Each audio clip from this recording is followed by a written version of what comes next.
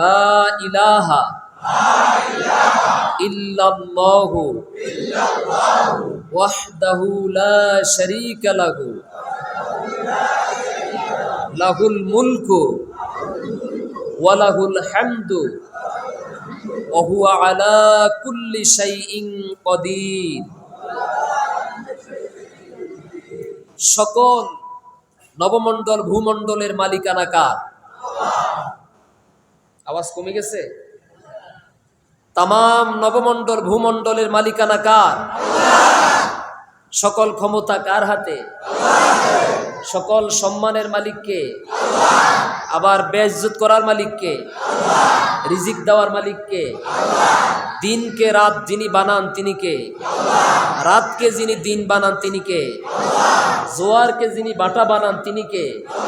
বাটাকে যিনি জোয়ারে পরিণত করেন তিনি কে? আল্লাহ। সে আল্লাহর জন্য কালিমাত শুকর গুজার করছি আবারও আলহামদুলিল্লাহ।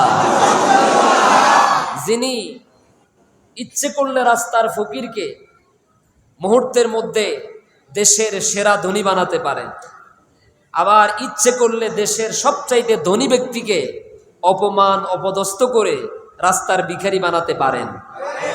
এটা কি বিশ্বাস করেন আপনারা? সকল ক্ষমতা কার হাতে? এই যে যেমন ধরেন বিচারপতি মানিক, শামসুদ্দিন মানিক নামটা তো সবার মুখস্থ আছে। কিছুদিন আগে কোথায় ধরা পড়ছে? সিলেটের বর্ডারে কলা পাতা বিছিয়ে পাগলের মতো শুয়ে আছে। দেশ থেকে পলায়ন করার জন্য 70 লক্ষ টাকার উপরে একটা গ্রুপকে দিয়েছে যে আমি তোমাদেরকে এই টাকাগুলো দিলাম, তোমরা আমাকে বাংলাদেশের বর্ডার পার করে দিয়ে আসো। ওরা টাকা পয়সা সব নিয়ে ওনারে দেশের ভিতরে রেখে গেছে। উনি ভাবছে আমি তো দেশ পার হয়ে এসেছি, এটা ইন্ডিয়া, কিন্তু এটাতে বাংলাদেশ, এটা উনি বুঝতে পারে না।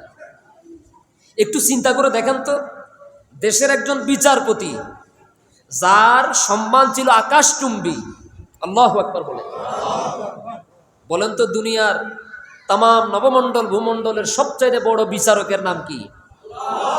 আমার কথা কি বোঝা যায় না? সবচাইতে বড় বিচারকের নাম কি? আমার বন্ধুগণ,